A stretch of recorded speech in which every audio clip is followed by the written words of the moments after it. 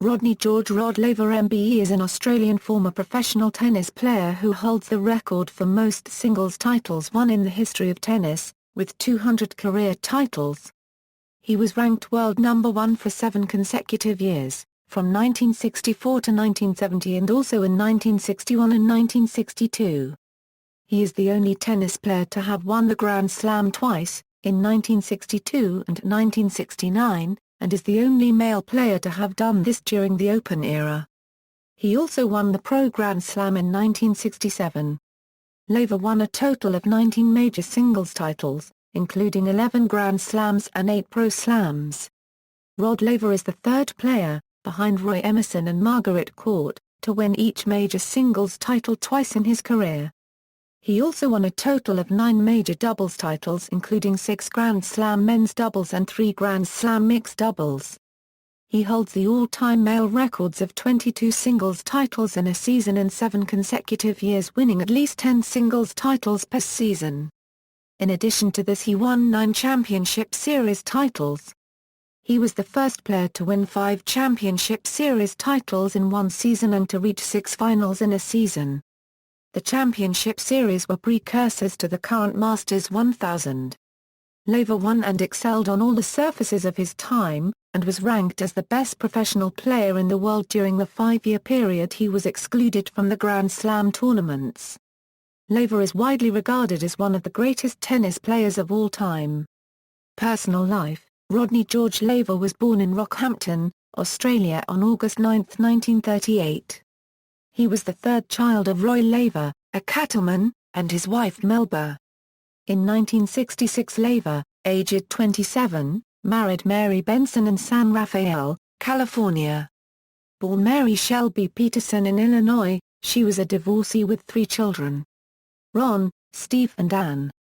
As the couple left the church, a group of well-known tennis players, including Lou Hode, Ken Rosewall, Mal Anderson and Barry Mackay, raised tennis rackets to form an archway. Laver and Mary had a son Rick, and the family lived at various locations in California, including Rancho Mirage, Corona del Mar, a ranch near Santa Barbara, and Carlsbad.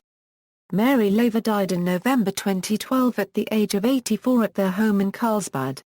Playing style. Although of a slightly short and medium build, Laver developed a technically complete serve and volley game, with aggressive ground strokes to back it up.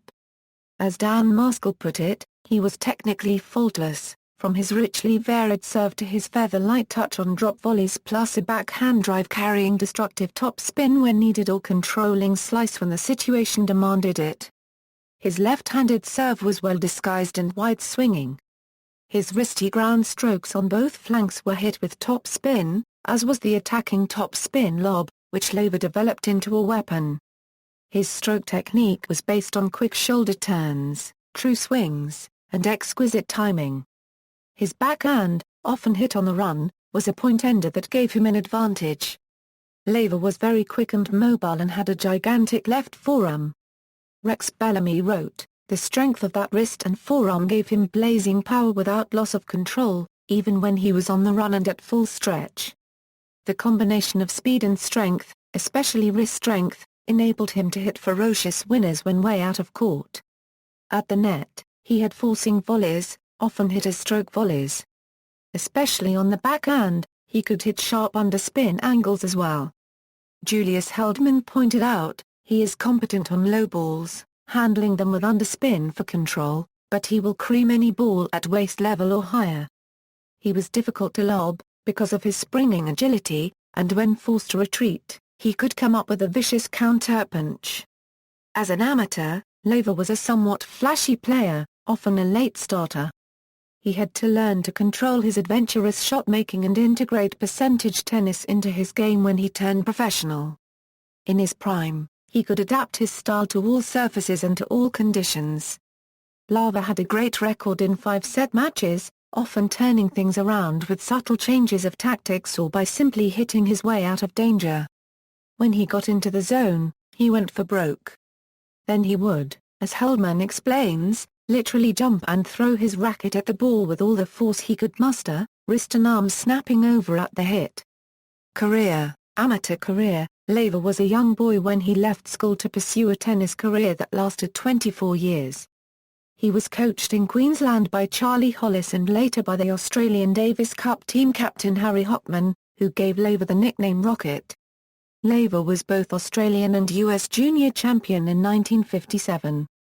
He had his breakthrough on the world stage in 1959, when he reached all three finals at Wimbledon, winning the mixed doubles title with Darlene Hard. As an unseeded player, he lost the singles final to Peruvian Alex Olmedo after surviving an 87-game semi-final against American Barry McKay.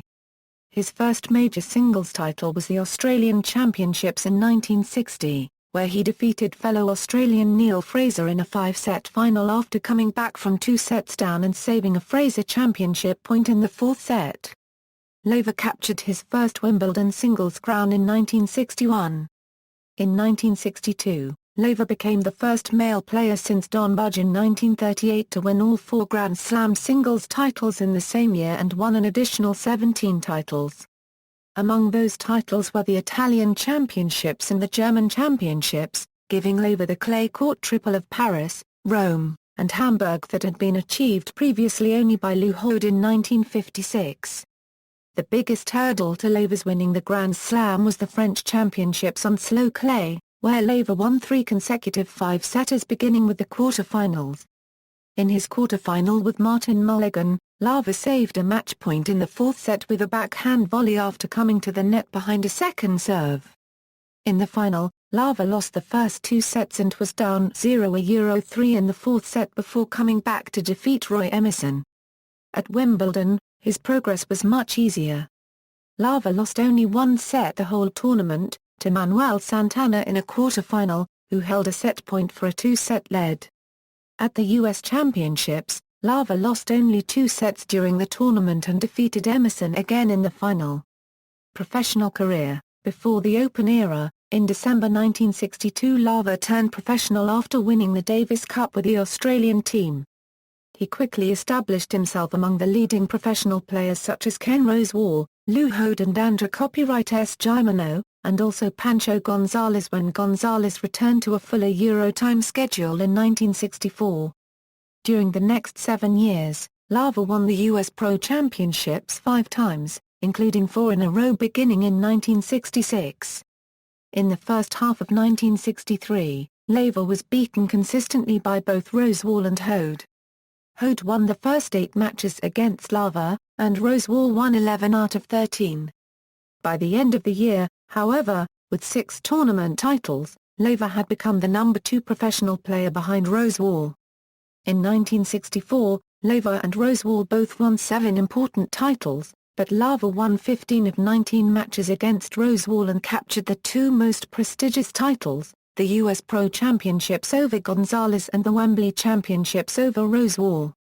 In Tennis Week, Raymond Lee has described the Wembley match, where Laver came from 5-3 down in the 5th set to win 8-6, as possibly their best ever and one that changed tennis history. Lee regards this win as the one that began and established Laver's long reign as world number 1. The other prestige title, the French Pro, was won by Rosewall. In 1965, Laver was clearly the number 1 professional player, winning 17 titles in 13 of 18 matches against Rosewall. In 10 finals, Laver won 8 against the still dangerous Gonzalez. In 1966, Laver won 16 events, including the U.S. Pro Championships, the Wembley Pro Championship, and 8 other important tournaments. In 1967, Laver won 19 titles, including the Wimbledon Pro, the U.S. Pro Championships, the Wembley Pro Championship, and the French Pro Championship, which gave him a clean sweep of the most important professional titles, a professional Grand Slam. The tournament in 1967 on Wimbledon Centre Court was the only professional event ever staged on that court before the Open era began. Laver beat Rosewall in the final 6-2, 6-2, 12-10. During the Open era, with the dawn of the Open era in 1968, professional players were once again allowed to compete in Grand Slam events. Laver became Wimbledon's first Open era champion in 1968, beating the best amateur, American Arthur Ashe. in a semi-final and fellow Australian Tony Roche in the final, both in straight sets. Laver was also the runner-up to Ken Rosewall in the first French Open.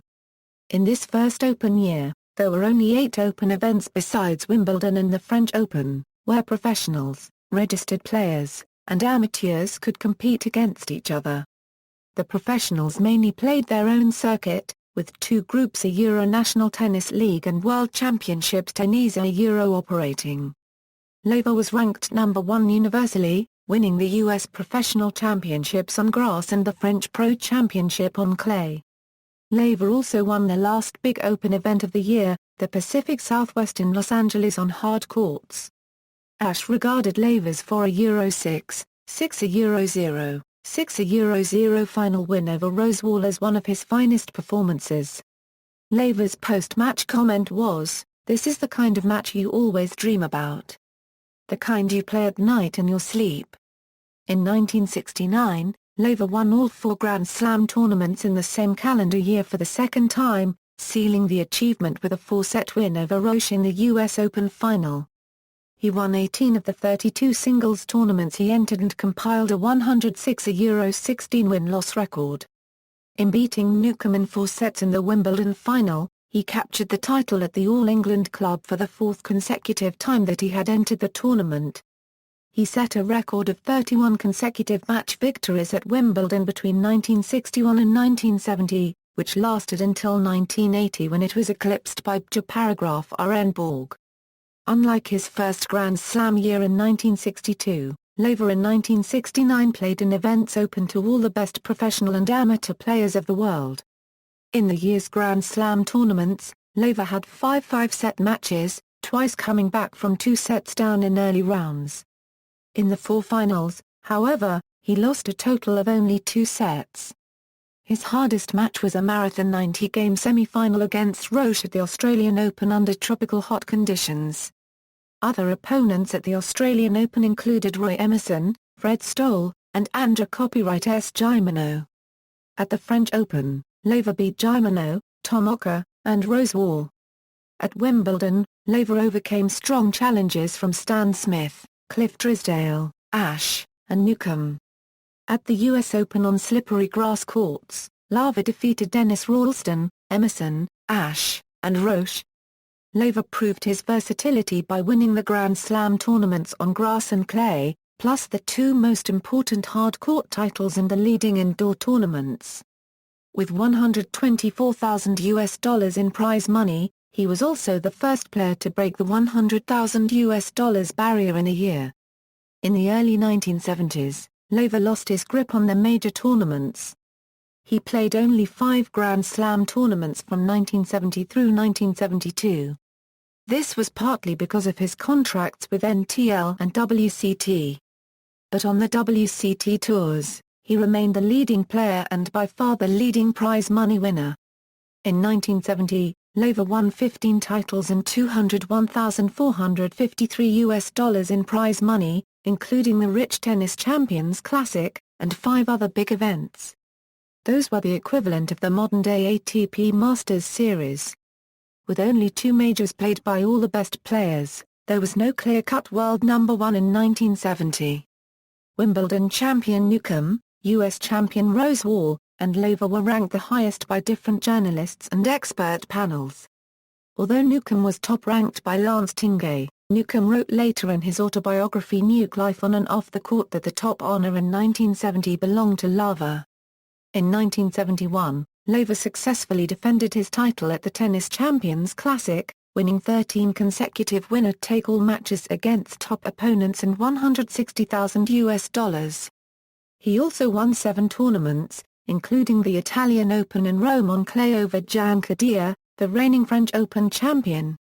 For the year, Laver won a then-record $292,717 in tournament prize money and became the first tennis player to surpass $1 million in career prize money. In 1971 and 1972, Laver finished as the points leader of the WCT tournament series but lost the playoff finals at Dallas to Rosewall. The last match is rated as one of the best of all time and drew a TV audience of over 20 million. Beginning in 1972, Laver cut back his tournament schedule, partly because of back and knee injuries and his tennis camp businesses. In 1973, Laver won 7 tournaments and successfully participated in the semi-finals and final of the Davis Cup, where he won all 6 of his rubbers for Australia. The following year, Laver won 6 of 13 tournaments and ended the year as world number 4 on the computer. At 36, he was the oldest player during the Open era to have been included in the year-ending top 5.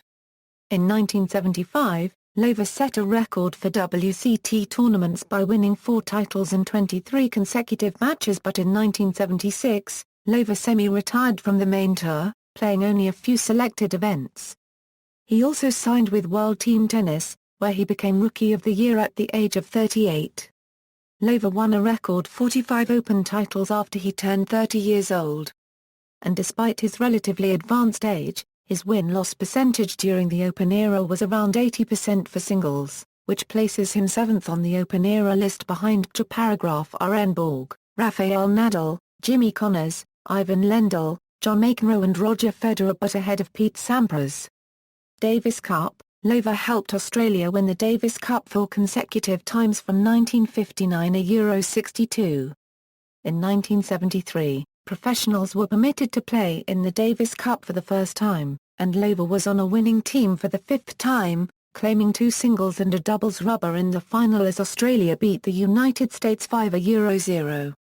Rivalries. Laver had a long-running, friendly rivalry with Rose Wall between 1963, when he started out as a pro, and 1976, when both were semi-retired from the main tour.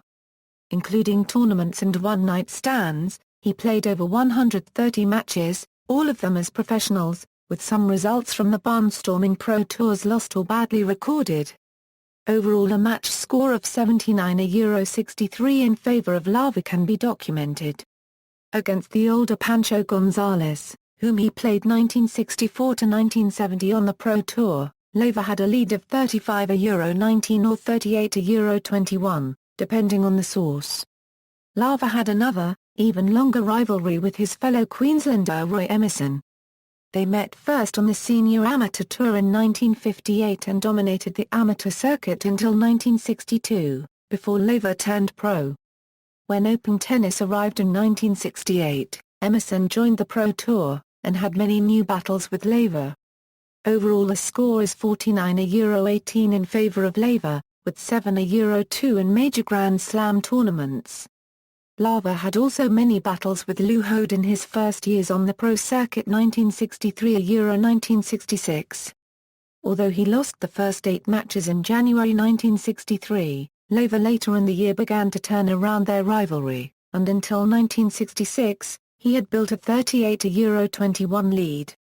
Against Arthur Ashe, Laver had a head-to-head lead of 21-3, winning all of the first 18 matches. Ashe's first win came in 1974, when Laver was 35. Another younger rival in the Open era was John Newcombe, whom Laver led 16-5 in their head-to-head score.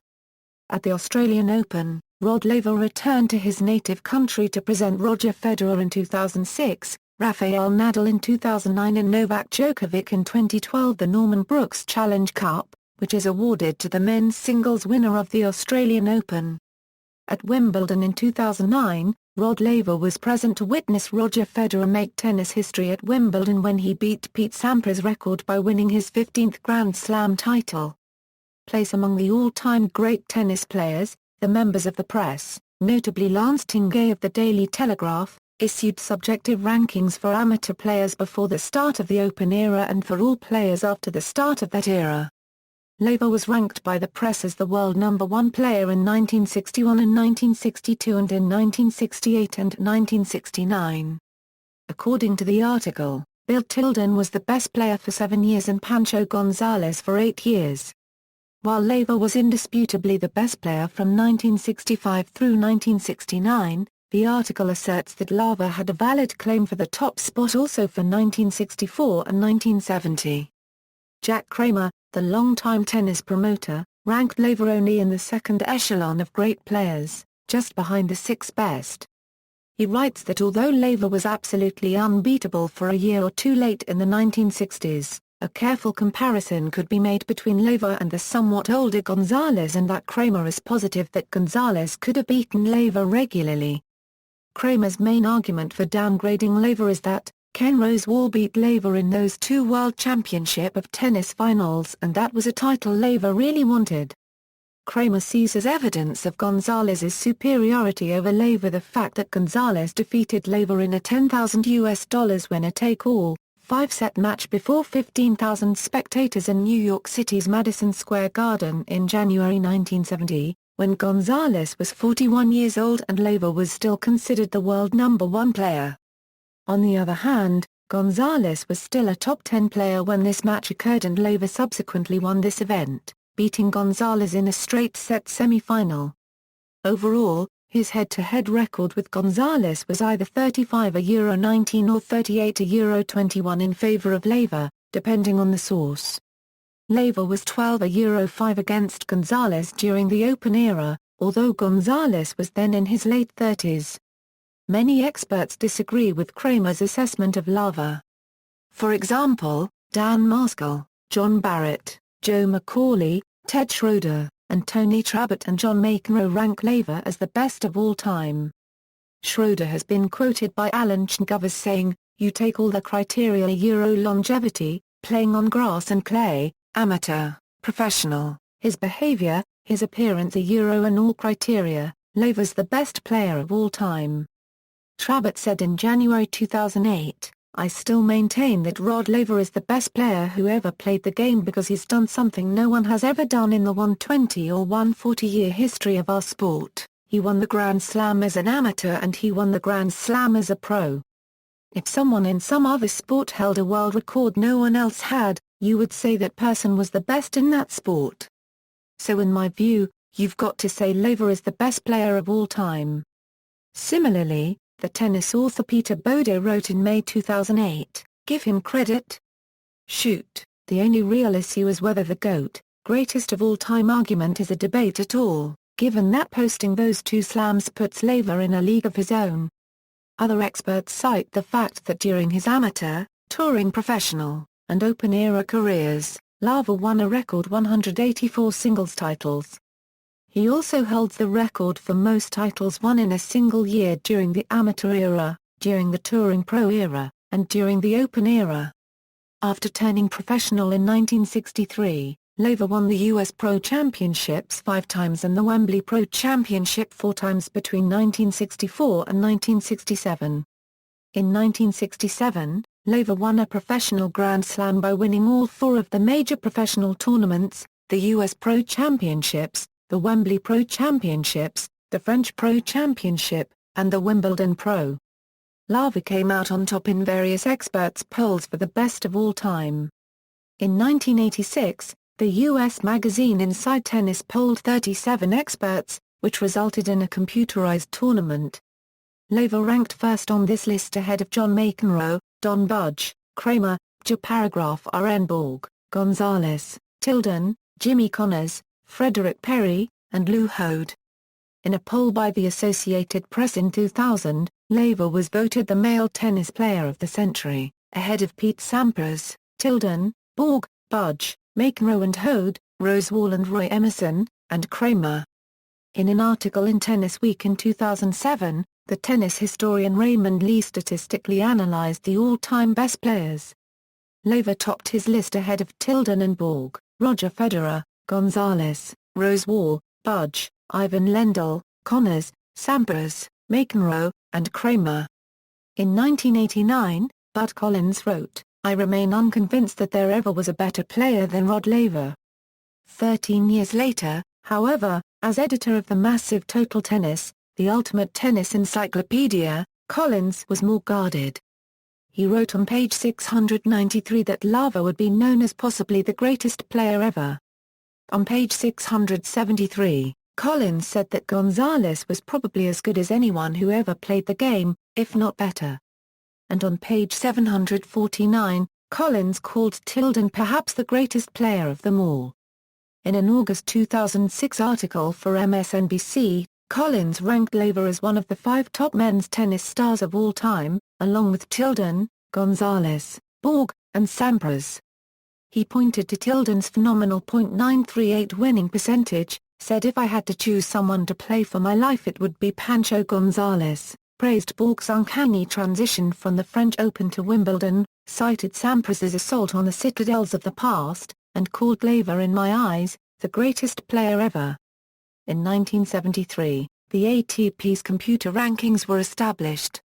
Laver attained his highest ranking on that computer of world number 3 in 1974.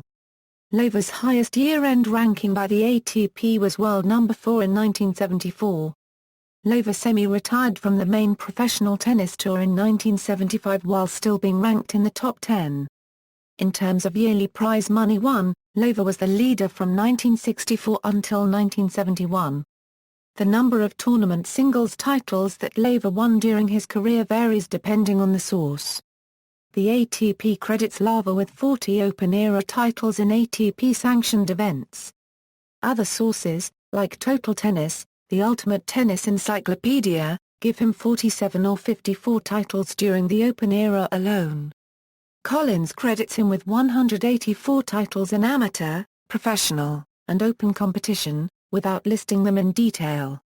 Laver's 11 Grand Slam singles titles currently place him tied with Borg for 5th place on the all-time list. Only Sampras, Emerson, Nadal and Federer have won more Grand Slam singles titles.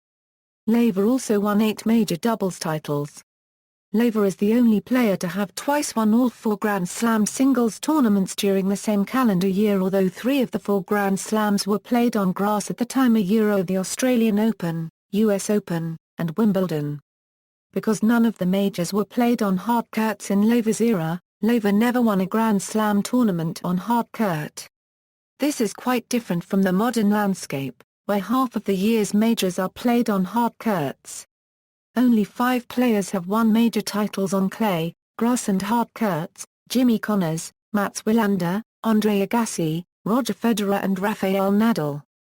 Federer and Nadal are the only players in history to have simultaneously held Grand Slam tournament titles on the 3 surfaces. Previous observations change substantially if we also consider professional Grand Slam majors, which were played on 3 different surfaces, and wherein Laver, like Rosewall, excelled. Furthermore, the ATP Performance Zone website lists his career win-loss percentage on hard court as .825, on carpet as .766, on grass as .835 and on clay as .764. In October 2013, sports columnist Malcolm Knox of the Sydney Morning Herald assesses the effect of Laver's ban on competing in Grand Slams. He states, "If Grand Slams are taken as a benchmark, consider this. Laver won 11 of the 16 Grand Slam titles he contested in his prime. The Pro Tour put him out of 20 Grand Slams from age 23 to 28 inches. Based on this, he puts Laver and Rosewall in a class of 2. Honours: Laver was inducted into the International Tennis Hall of Fame in 1981. Laver was appointed a member of the Order of the British Empire and the Queen's Birthday Honours of 1970. He was awarded the Australian Sports Medal on August 30, 2000. He was inducted into the Sport Australia Hall of Fame in 1985. He is also an Australian living treasure. In 2009, Laver was inducted into the Queensland Sport Hall of Fame. After retiring from tennis, in July 1998, Laver suffered a stroke while being interviewed by ESPN TV in the United States for their Sports Century 20th Century Sports Retrospective series. He made a good recovery with excellent medical care. In 2000, the Centre Court at Melbourne Park, which today hosts the Australian Open, was named the Rod Laver Arena in his honour. In 2003, Laver, along with his fellow Australian tennis superstar Margaret Court, was honoured with his portrait on a postage stamp by the Australia Post Australian Legends Award.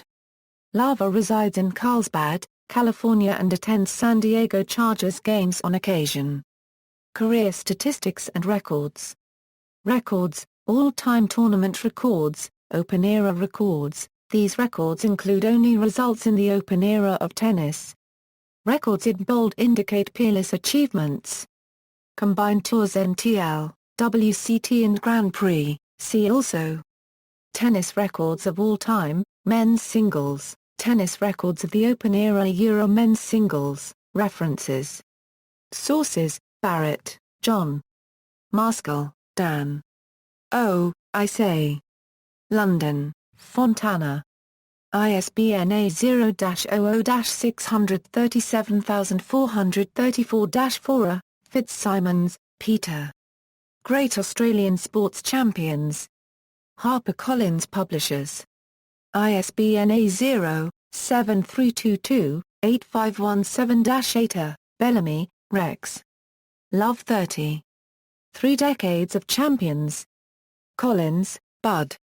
Laver, Rodney George. The Education of a Tennis Player. New York, Simon & Schuster. ISBN A0-671-21533-7. Deford, Frank. Kramer, Jack. The Game, My 40 Years in Tennis. New York, Putnam. ISBN A0-399-12336-9. Heldman, Julius. The Style of Rod Laver. In Phillips, Carol. The Right Set, A Tennis Anthology. New York, Vintage Books. ISBN A0-375-70646-1. Laver, Betty. Rod Laver, The Red-Headed Rocket from Rockhampton. Gladstone, QLD, Betty Laver. ISBN A0-9579932-0. Macaulay, Joe. The History of Professional Tennis. Newcomb, John. Writer, Larry. Nuka Eurolife on and off the court. Sutter, Michelle. Vancouver's Winners 1946 Euro 1991. Chngov, Alon. Advantage Australia. Rod Laver and Margaret Court, Legends of the Grand Slam. External links: Rod Laver at the Association of Tennis Professionals, Rod Laver at the International Tennis Federation, Rod Laver at the Davis Cup, Rod Laver at the International Tennis Hall of Fame, official Wimbledon website profile, BBC profile.